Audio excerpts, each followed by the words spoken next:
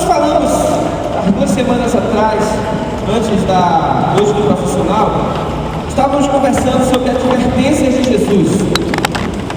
E hoje nós vamos continuar falando sobre estas advertências. E eu falei o que é uma advertência. É um aviso sério, um conselho baseado em fatos, um cuidado para evitar erros. E Deus nos avisa, Deus nos adverte, porque Deus quer o nosso melhor. Ontem, nós fizemos um pequeno jantar com o Ministério de Programação e líderes de ministério. Foi fantástico. E eu falei para eles o jeito que a gente trabalha, como é duro ser líder nessa igreja. Mas sabe de uma coisa?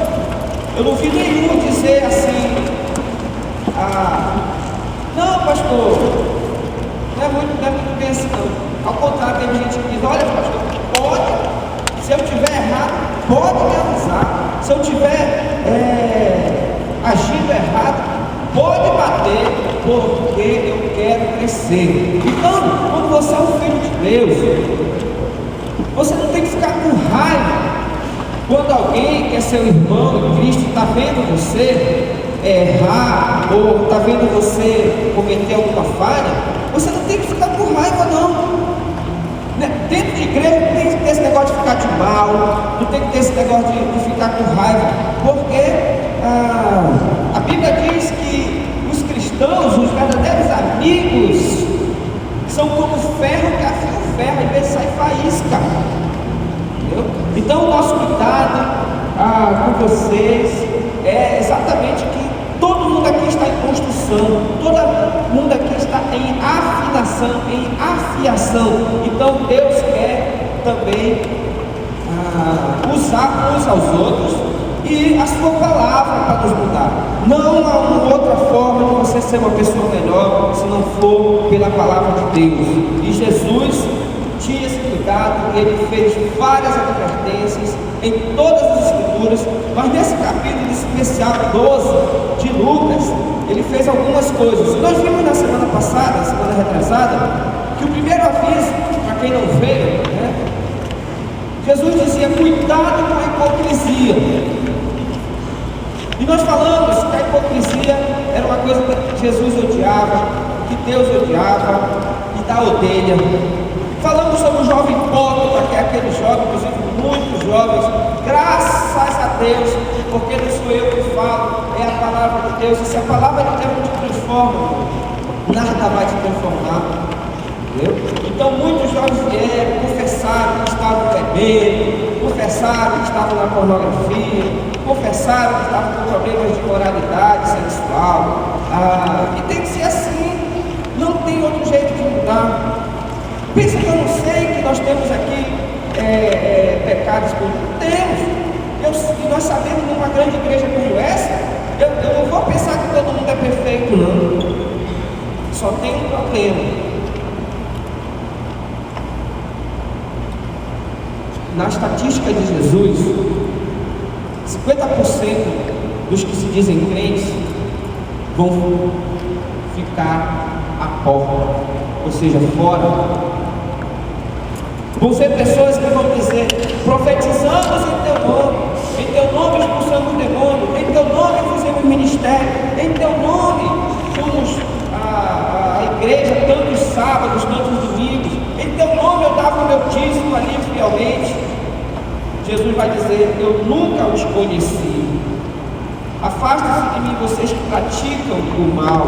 Então, sabe qual é a diferença? Eu tive um jovem que ele teve uma grande ideia, o desafio. E talvez não só ele, mas talvez alguns outros.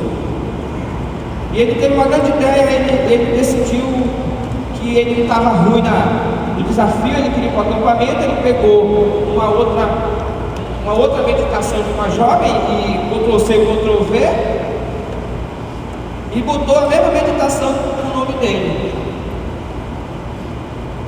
O problema filho de Deus, quando o cara é filho de Deus, Deus vai pegar. Entendeu? Será que tem mais lá naquela caixa ali, fraudes? E será que tem mais lá na internet, no e-mail? Com certeza. Mas sabe qual é o meu medo, jovem? É que você não seja pego. E sabe o que vai acontecer? É um mau sinal para você. Uma coisa eu posso garantir para você: uma pessoa que frauda uma coisa dessa que é santa, uma meditação dessa que é santa, e não é pego, eu não sei se ele é santo. Dentro da igreja tem todo tipo de podridão. Por isso eu sempre aviso: não confie nessa pessoa do seu lado só porque ele é da igreja. Veja os frutos. Você pode estar sentado do lado de um sociopata. Olhe bem nos olhos dele aí dela. Ou no mínimo, do lado de uma pessoa que não está aqui realmente para servir a Deus. Eu espero que não. Né? A minha vontade é que não. Mas nós sabemos que tem. Tem muita gente pobre. O problema é que estão continuando, passa o tempo, passa os anos, continuando pobre. Só tem um aviso para você, irmão. Um dia a porta vai fechar. Você está aproveitando a sua vida, você está aproveitando tudo, aproveite. Mas lembre-se que um dia a porta vai fechar. E você, jovem, que está aí, mantendo a sua vida, que é virgem, o pessoal que bagunça com você, você que quer vir para a igreja e a família quer que você trabalhe no sábado e domingo, você que luta para meditar. Eu conheci um jovem que ele falou para mim: pastor, eu tinha que meditar de madrugada, porque minha família me esculachava porque eu queria meditar. Então eu me acordava de madrugada e eu ia meditar. Sabe o que eu digo para você, jovem? E para todos esses que eu falei, um dia você vai abrir seus olhos e vai dizer: valeu a pena. Porque a Bíblia diz que cuidado com a porta larga, porque ampla é a porta e é espaçoso o caminho que leva à perdição, e a Bíblia diz que são muitos os que entram por ela. Mas como é estreita a porta e apertado o caminho que leva à vida, e são poucos os que a encontram. Jesus disse: muitos serão chamados, poucos os escolhidos. Então tome muito cuidado, jovem, porque você pode estar aqui e você vai abrir seus olhos um dia e você vai dizer: puxa vida, eu sabia. Eu não estou falando que todos somos perfeitos, nós somos imperfeitos. Mas sabe qual é a diferença do imperfeito de Deus? É que quando ele peca, ele não aguenta ficar ali. E ele está melhorando. A cada dia ele está mudando. A cada dia ele está tirando algumas coisas da vida dele. A cada dia ele está crescendo. O outro não. Passa tempo, continua na sua hipocrisia. Tome muito cuidado, porque a Bíblia diz que Deus vai te vomitar da boca dele, porque Deus não suporta a hipocrisia. Por isso,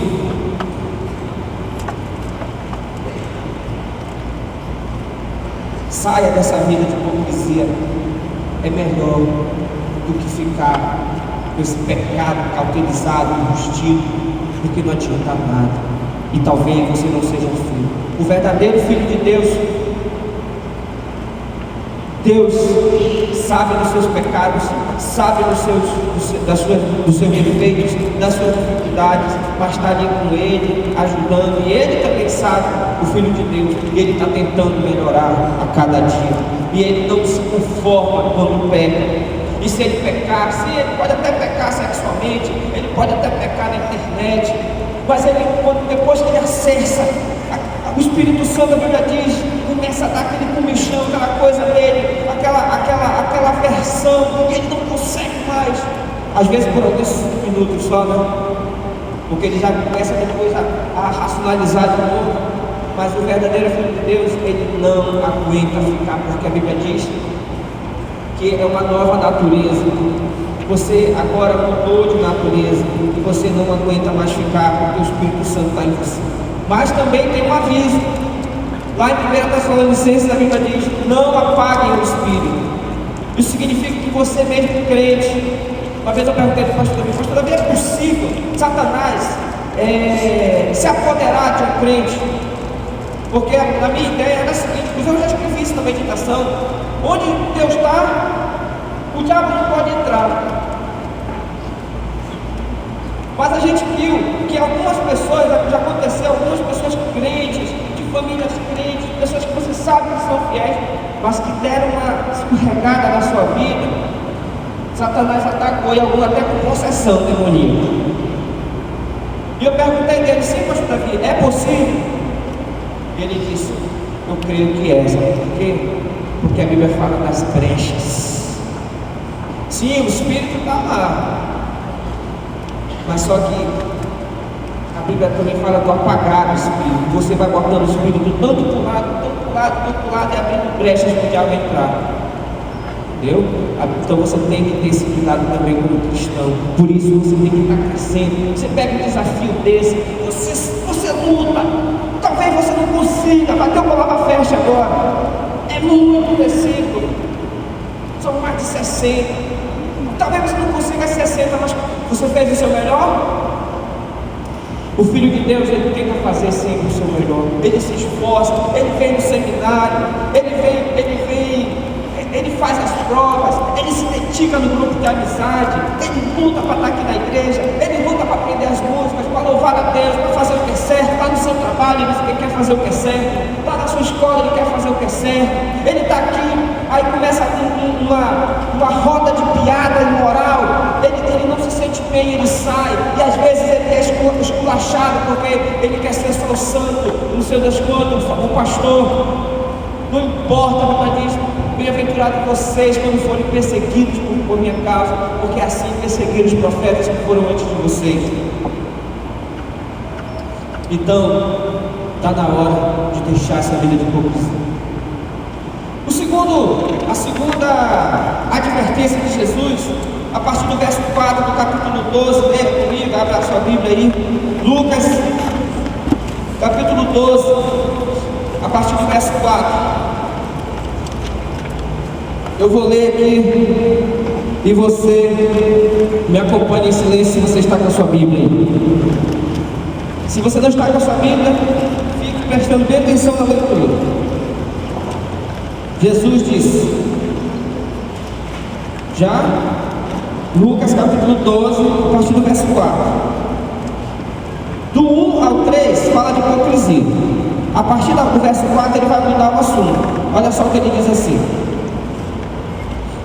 eu lhes digo, meus amigos, não tenham medo dos que matam o corpo e depois nada mais podem fazer.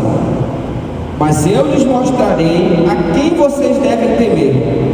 Temam aquele que, depois de matar o corpo, tem poder para lançar no inferno. Sim, eu lhes digo, esse vocês devem temer. Não se vendem 5 pardais por 2 moedinhas?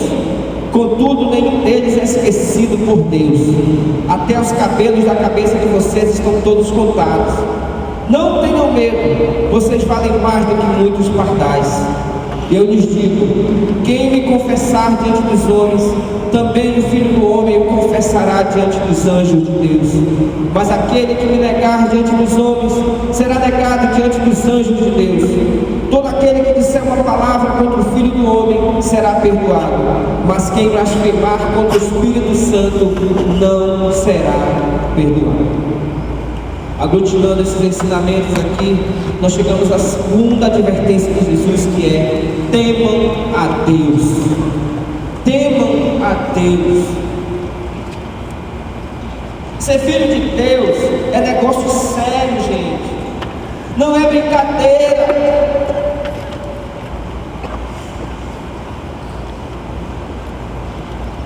Nós temos muitos cristãos que têm a tendência de levar Deus com a barriga.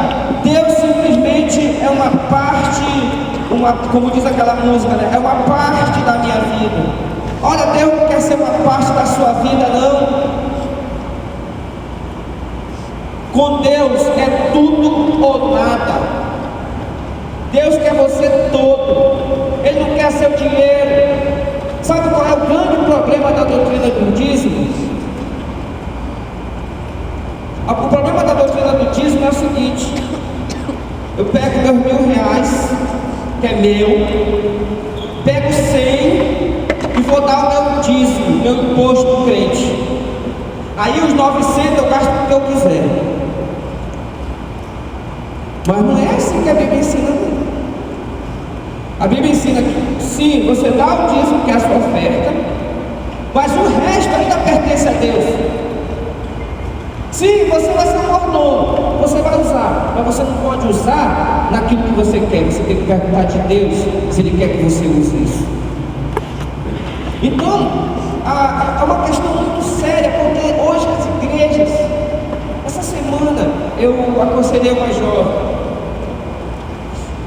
e eu vou falar o seu exemplo aqui, porque é um exemplo, não vou citar seu nome, mas é um exemplo para os nossos jovens. Ela foi para uma cidade, lá se aproximou de uma igreja, e um rapaz, inclusive era da música. Só que na maioria das igrejas cristãs, olha, eu vou falar para você, as igrejas cristãs no Brasil estão ficando que nem nos Estados Unidos. Hoje, nos Estados Unidos, a igreja católica, na verdade, é a igreja batista. O cara é batista só de nome. Sim, tem os católicos praticantes, eu conheço aqueles que realmente, mas a maioria dos católicos são de nome. Entendeu? Assim também, daqui a pouco vai ter o batista praticante e o batista não praticante. Nos Estados Unidos, Obama é batista. Um safado daquele que autoriza o aborto e tudo mais. Entendeu? Mas é batista, tem até pastor por ele. E quase todo americano é assim. Daqui a pouco, no Brasil, já está se tornando assim. E a maioria das igrejas, o cara toca na banda, o cara é pastor, o cara é músico, é dançarino, é ator, mas no fundo não tem nada de Deus dentro dele. E essa jovem tanto se aproximou dele, pensando que ele era cristão, e tinha cara, tocava até na banda.